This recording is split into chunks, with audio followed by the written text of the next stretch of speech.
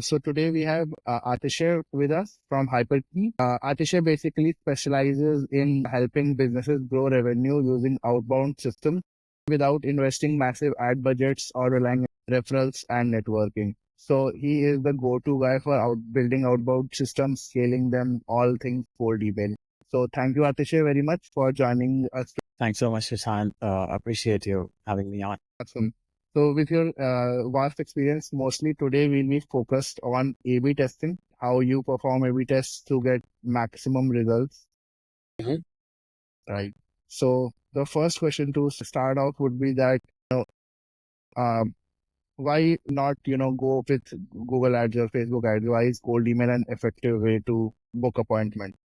So that's a good question. And this is a question most business owners find themselves asking when they're looking to grow their business, right? And I like to think of it so if you think of marketing, right, what are you actually trying to accomplish? You're trying to get more eyeballs to your offer. So you're trying to put yourself in front of as many relevant people as possible without breaking the bank. So you have various options. You have Google Ads, you have ads on Meta, TikTok, Snapchat, you have organic content, you have SEO, you have cold email, you have email list. All of those marketing channels, essentially, if you look at their core, they're all putting you in front of people. Now, all of these channels have their own drawbacks. And the reason we suggest cold email to most businesses is because one, it is the most cost effective of all of these channels. If you look at what you're paying per impression, it beats Google Ads, PPC, and Meta Ads by a huge margin. And with cold email, you have a lot more control over who you're targeting. So for a B2B business, if you're operating in the B2B setting where you know exactly who you want to work with, nothing beats cold email. Obviously, if you're D2C, if you're selling to consumers, you're better off running ads because you want to cast broader net, but you know your ideal customer persona, you know who you want. Nothing is more effective than cold email, simply because you can go after exactly the people you want to pursue and you can portray yourself in exactly the manner you want to be portrayed by putting your offer in front of them. Right. That's a great answer. And surely from what we have also seen at SalesBlink, nothing beats cold email, especially for B2B. In case you are, a B2C company, this podcast episode is also not for you. And you should be better off running, Google ads, Facebook ads, and as Atisha said, cast a wider net overall. So that's great. So one of the things, Atisha, most misunderstood in cold email is A/B testing, right? So can you just briefly explain what is A/B testing and how it applies to cold email? So this is a topic I love talking about, and it's not just because it's so nuanced and there's so many variables, but also because discussions around testing, they actually allow you to refine your campaign. So I can't tell you the number of conversations I've had with colleagues, with other agency owners, other people doing outbound around what's important, what's not important, A/B testing. And the kind of insights that we've gained from those discussions is tremendous, right? So when you talk about A/B testing in cold email, it is at the core, it's the same as A/B testing on another channel, right? So you're testing your offers, you're testing scripts, you're testing lead lists, you're testing subject lines. All of those are variables that you could potentially test. Now, are all of those variables worth testing? That is a different question. So with cold email right now, you could essentially test anything in your email. In your email copy, you could test the cadences, you could test how long you wait between consecutive follow-ups. You could test how many follow-ups you send out. You could test time zones, what hours of the day. Maybe all configurations are up for testing. But when you're implementing an A/B test system, what you need to think and the question you need to ask yourself is what A/B test or what finding, what insight is going to help my campaigns the most? Right. So if your objective from running an outbound campaign is to generate more appointments, generate more SQLs for your team, you want to work your way back. So if you're not getting enough SQLs, you want to ask yourself, am I getting enough responses or enough positive responses? Right? So if you're not getting enough positive responses, you want to go back one more step. You want to ask, am I getting enough responses? If you're not getting enough responses, you want to work your way backwards. You want to ask, am I reaching out to the right people? So what level of tests you implement depends on where in the process you're bottleneck.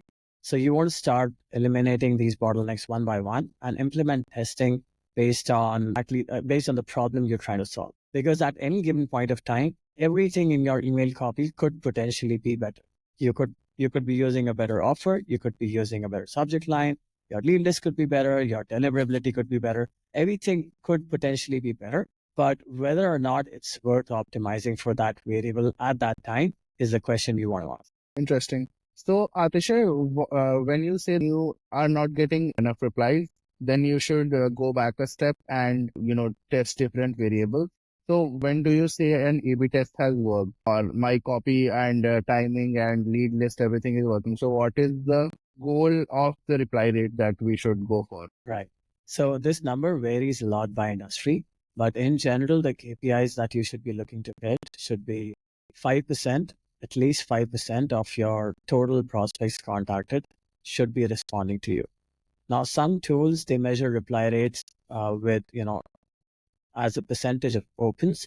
That is not what I'm talking about. I'm talking about five. If you reach out to 100 people, at least five people should respond to your emails.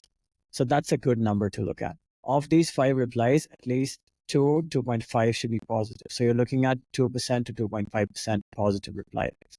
And of these 2 to 2.5%, you should book half. So you're looking at 1.5 bookings for every 100 emails. Right? That is the gold standard. Those are the numbers you should be working towards. Awesome. That is really insightful. And you said that as we know that there are a lot of things to test in an A/B testing, right? The time zones, lead list, subject line, email body, CTA, and so on. So, what are a few things that you have seen to make the most impact for your campaigns? Like, what is something that should be taken care of first? Right. So at our company, we have a very methodical process when it comes to testing. So we divide tests, we put tests into 2 categories. One is higher level tests and 2 is granular tests. So higher level tests, we include only 3 things: 1 lead set, 2 angle, 3 offer, right? So these are the 3 high level tests. If you're only starting campaigns right now, like if today is the time you're creating your first campaign, you don't even want to bother with granular testing. You only want to test the 3 high level variables, which is lead set, your angle, and your offer, right? Now, what does each of these mean? So the lead set is the kind of leads you're reaching out to, very simply put. But there's several variables that go into the lead set, right? Let's say I was targeting e-commerce brands. Now, that's a pretty common target market. Lots of agencies want to work with e-commerce brands. But within e-commerce brands, now one agency could put together a list of 100,000 e-commerce brands and think, okay, this is my lead set. That campaign, I'm willing to bet that campaign will have a lot less success than a campaign that was reaching out to 100 different lists with 1,000 brands each. Simply because if you try to break this list up further, right, the lead set that you should be looking at should qualify prospects or should include prospects that have something in common. For example, if I'm reaching out to a lead set with e-commerce brands, I want to identify people that, let's say, have over 100 products on their website. Or I want to go after brands that are using a certain tech stack. Maybe brands that installed Klaviyo in the last 3 months. Maybe brands that have less than 50 followers on TikTok. And the reason this is important is because what lead set I use, it segues into the next variable, which is the angle. So now if I were only targeting, any e-commerce brand in the world, there's very little that I could say in my angle that would make sense. But if I'm targeting, let's say, brands with less than 50 followers on TikTok, and they have a TikTok account. So now one of the angles that I could experiment with could be, reaching out to them saying, look, you have a TikTok account, hasn't seen a lot of growth. We've helped a few other brands grow their TikTok, get more sales through their TikTok. Is that something you'd be open to talking about? So just because my lead set is specific, I can create messaging that is relevant to the prospect and get better responses. So that's one example of an angle. Another angle could be, instead of leading with a case study saying that we've helped another brand, we offer them something. So we say, I see that you have less than 50 followers on TikTok. Would you be open to our team creating a few videos for you? Or, would you be open to our team connecting you with influencers on TikTok who could help you grow? So that's another offer where you're offering, that's another angle where you're asking if you could do free work for them. Another angle could be where you go in and you say, can I do a strategy call? We've helped lots of brands. Can I do a strategy call to help you? So all of these are different angles that you could use and you could test. Then it comes down to your offer.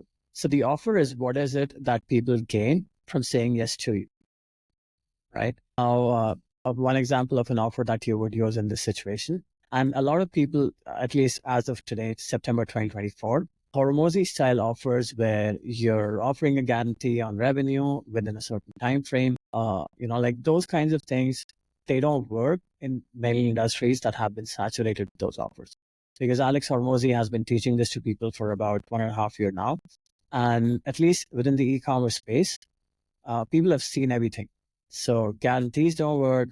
Talking about I'll double your ROAS within 30 days or your money back and things like this. People have seen this so often, and people have been, especially brands, they've been burned by stuff like this so often that they see this and they immediately reject you, even though you might have the potential to help them. So the offer how you want to think about offers is, what is it that you can give to a prospect to get them to give you the first yes. And the first yes is them agreeing to get on a call with you. So a few front end offers that you could try would be, like I said, a strategy call. Be asking them if you could do something for them for free. If you could, let's say you could send them a Loom video talking specifically about their TikTok page. So you could say, look, you have less than 50 followers. Our team just put together a few recommendations looking at some of your competition. Do you want me to send you a Loom video covering that? So give them something and then use that to get a call with them.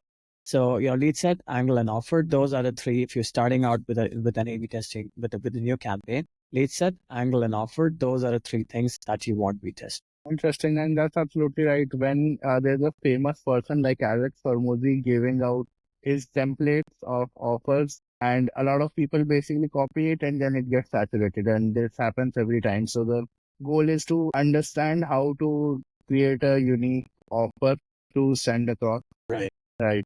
Makes absolutely a lot of sense. So you mentioned two things: granular A/B testing and Higher level. higher level. So can you just explain firstly what do you mean by higher level A/B testing? Right. So higher level A/B testing, that is, like testing the three things that I just mentioned. We put them under the higher level category simply because they have a lot more impact on the direction your campaign takes.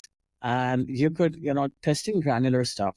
So granular stuff would be testing subject lines, testing the delay between messages, testing how many follow-ups are there in your sequence, testing what sender names to use, what profile pictures to use on your senders, testing different words in your email messages, different follow-up templates. All of that, we treat that as granular because until you have your angle figured out, these things will not make enough of an impact. And how we found this out is, let's say you could be testing, say, 2 different subject lines, right? Or you could be testing, let's say, 2 different follow-up steps. But if you're testing those 2 follow-up steps, like let's say a good follow-up step, a follow-up step that has proven to be more successful, if you combine that with a poor angle and you combine a bad follow-up step with a good angle, the bad follow-up step will still get you more responses, or the sequence with the bad follow-up step will still get you more responses just because the angle there is better than the other one.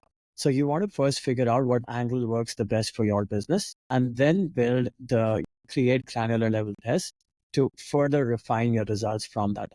Interesting. And one thing you mentioned that how many follow-ups is also part of granular testing. According to you, what do you recommend? How many follow-ups should be sent? That is the first question. And next, what have you seen according to your experience? Which follow-up or which email in the sequence gets the most replies? So the first email obviously is the one that gets the most responses. And we've even run sequences with just one email. In fact, right now for some of our clients. So how many emails you send, how many follow-ups you send, that depends on the size of your TAM, right? So right now we have a couple of clients, in fact, 4 clients right now. So that would mean that if your TAM is small, you send more follow-ups. If your TAM is huge, Right. then send less follow-ups. Or Not am I wrong? Not necessarily. So if your Okay. TAM is small, it's better to hit them with a new angle, new offer every month, right? So, Okay. or if your TAM is small, and again, this depends on how you're approaching this. So if you're targeting enterprise companies and you have conversations, like you're already in conversation with a few of those companies, if you can only target work with like 50 companies in the world, in that case, you would want to send more follow-ups, and you don't even want to sell, you want to build a relationship. But when I say, if your TAM is mid-size, like let's say you have 50,000, 30 to 50,000 people that you can reach out to, and that is it. In those cases, other sequences will do better.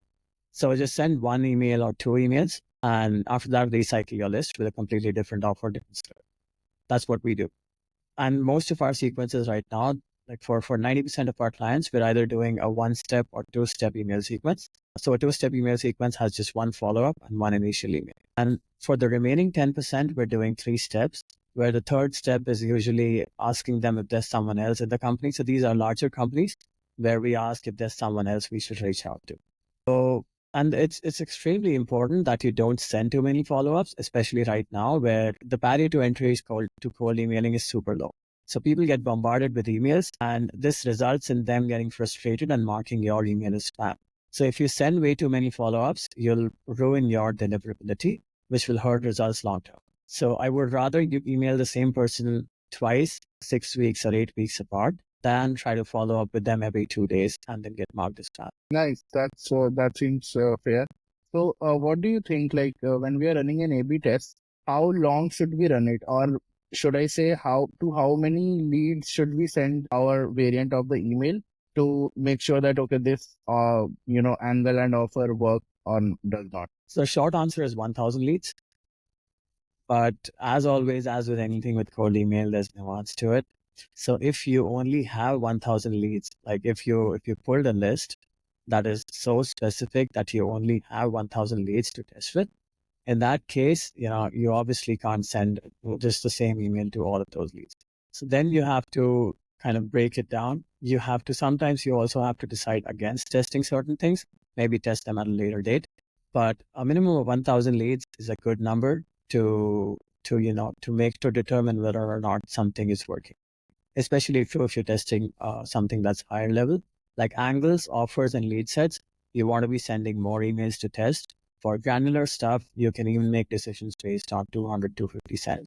Okay, that makes sense. So basically, if there is like an enterprise, your target audience is enterprise and large companies, you would obviously have lower number of leads in general. So you have to, test with that specific, smaller number. If your TAM is huge, you have, hundreds of thousands or millions of companies who can use your, service or product, then it makes sense to, go with 1,000 emails before saying that it doesn't work.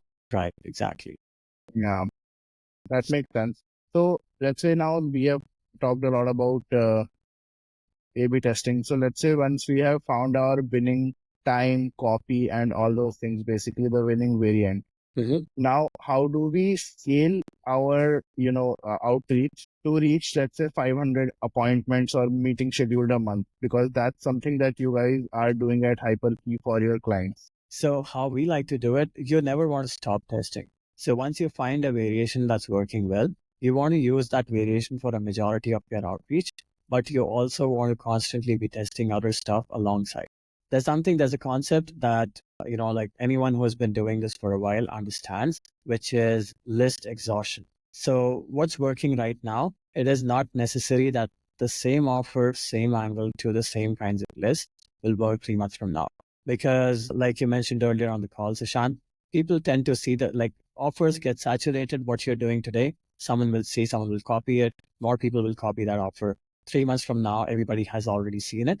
So it has lost its charm, which is why now you need to come up with something new. So when it comes to scaling, when it comes to like, once you find a winner, the first thing you want to scale is volume. Like you want to send as much volume as possible because you don't know how long that will fall. At the same time, the winning campaign, the winning sequence should account for 60 to 75% of your total sending volume. And the remaining should still be used to test other angles. Again, I say angles, offers, lead sets, not, not other follow-up steps or not other scripts or not other subject lines. Those things do matter, but they only matter if you're testing them within the winning angle. So 75% of your outreach, that should be the winning angle. Within this 75%, you can test different subject lines, you can test different follow-up sequences, you can test different number of days, different times where you're sending the email. That is all good as long as the angle is the winner. So you always want to be finding new angles that you will use once the current one stops performing. And there will come a time where one of the smaller angles that you're testing, those will start to outperform the bigger one. And that is when you know, it's time to consider switching. It's time to consider going 50-50 between the two. See if the results are consistent. See if the smaller angle still does better. And if it does, then that is when you want to start scaling the other one. So constantly test 500 appointments per month. It's easy to hit that number for 1 month. It's hard to do it consistently. If you want to do it consistently, you always want to be testing the right things, not testing not testing granular stuff, testing high level stuff, and using those tests to drive all of your decisions. Right, makes sense. So for booking 500 appointments a month, how many emails do you think we'll have to send, like overall in a month? Hypothetically, if you were to book 500 appointments, you should be able to do that in like 50,000 emails. But that does not happen. Again, across industries, some industries have a lower overall booking rate. Some industries have it higher. Right now, we're heading close to 500,000 prospects a month, if I'm not wrong. But yeah, close to 500,000 prospects a month across industries. Some of our clients have 2, 3, 4%, like 1 to 2% booking rates. Some clients have close to 0.5, 0.3, 0.4% booking rates. But yeah, around you're looking at contacting 500,000 prospects per month if you want to be booking 500 appointments. Nice. And so this would also require a lot of email addresses. How many emails per email address should be sent? So you want to limit the total email volume from each address. Actually, how this works, how deliverability works, is there's a certain number of emails you should be sending per domain. So you should be more concerned on the domain level. What I recommend people do is stay below 100 emails per domain, including your warm-ups. Now, how we like to split it right now, and again, this could change, deliverability changes it could change tomorrow. But September 2020, we create 2 senders per domain. That is what we found the most success with. 2 senders per domain. Each sender sends 20 cold emails per day, and the remaining volume, like 20 warm-ups. Of these 20 cold emails, around 8 are follow-ups and 12 are new leads that we contact. Awesome. And what do you recommend, Atishay? What are some resources? As you said, that email deliverability and all these things are ever evolving and changing. Right. Where do you see, A/B test or, cold email outreach in general going towards in the next 5 years? So this is a timely question because in 2024 we've seen massive, like, drastic changes to the cold email landscape. Earlier in the year, around February, March, April, Google and almost all ESPs, they made significant updates with cold email deliverability. So this put a lot of smaller agencies out of business. People who were not doing, essentially people who were not following the best practices, who were more like spamming and not actually. people who were spamming, they were put out of business. So the first thing you want to keep in mind is with emails, this is not a channel that you want to exploit to spam, right? At the end of the day, you're still talking one human being to another. And the closer your behavior is to a human to human interaction, the more success you'll have. That is why if you notice everything that's successful, everything that I mentioned, we've had success with. Fewer emails per email account so that you mimic human behavior. It is very natural for someone to send 20 emails per day, but not for that person to send 100 emails. So 20 emails per day, that works. Then the next thing is sending emails that are conversational. So instead of Hormozy style offers where you tell them I'll double your ROAS within 30 days, you instead try to offer something upfront. So it's like you're trying to say, see, I noticed this is not right with whatever you're doing. Do you mind if I share the solution? So more conversational emails, more email back and forth. We've trained our inbox managers to handle email back and forth. Oftentimes our first email is literally just asking a question. We wait for their response. Then based on their answer to that question, we handle the conversation and then we make an appointment. More conversational, more human-like. Those are the strategies that will see success in the coming years with outbound. Right. That's very interesting. And Atisha, what would you say if someone is starting cold outreach and, or maybe he or she is somewhere in their journey? What are some resources, blogs, books, YouTube channels that people can, go to learn about these things, especially, since, as you said, that this is ever evolving? Yeah. So I would say, like, first off, just go by your own experience. Because by the time content reaches a YouTube channel or reaches a blog, it's already too old. Like if you're learning from a video that has 100,000 views, you must realize that 100,000 people have already watched that content. A percentage of those, let's say even if 10%, like 10,000 people have already tried it. And like you're not new. And this game, like as with any form of marketing, cold email is all about being ahead of the pack.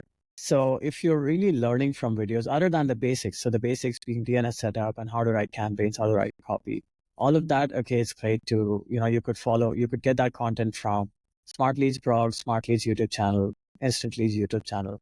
You could search for what I suggest is searching for specific problems on YouTube, watching those videos. These tools have excellent YouTube channels that you can follow. There's Nick Abraham. He talks a lot about automation. His channel is super valuable. Carsten Fox, his channel is super valuable. So you can look at their videos. If you want advice specific to sales, like sales strategies and more behind the psychology of how to create campaigns, how to do outbound, you could look at some of the videos on my channel. Shameless self plug. But Awesome. No, that's awesome. yeah, so those are some of the resources, but you need to bear in mind that whatever the data is telling you. So if you ran a campaign, if I told you that run a campaign, or if someone with 1 million followers on YouTube told you this is working, you tried it and it did not work, that does not mean they're lying. That does not mean that, you did something wrong. It just means that you need to trust what's in front of you more than whatever that person said, because that video is 2 months old and 1 million people have potentially watched that video, tried it out, maybe even done it to a point that the market is tired of receiving the same kinds of information. So trust your experience. When you're looking at principles, all of your learning should be based on principles and not tactics. So tactics expire, principles don't. Like human-centric messaging will work. If you email someone and you appear to be human, they will reply to you. Whether you ask questions, ask for us to give them free content, ask for a case study, invite them to a podcast, invite them to contribute to a report. That is a tactic. But as long as you're appearing human, you will see success.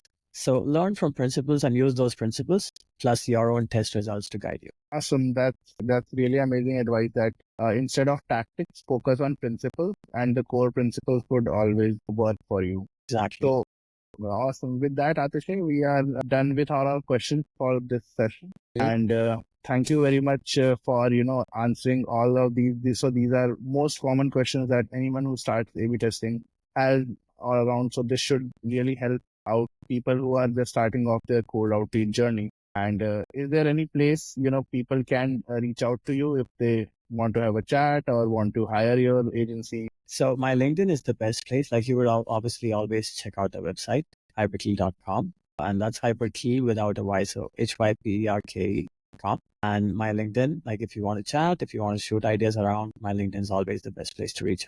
And so also, Sushant, thanks so much for the interview. Like the questions you asked, they were super pointed, super relevant questions, good quality questions. Like that, I was able to give more value than I had expected. So yeah, great job. Awesome. Thank you again, Atishay.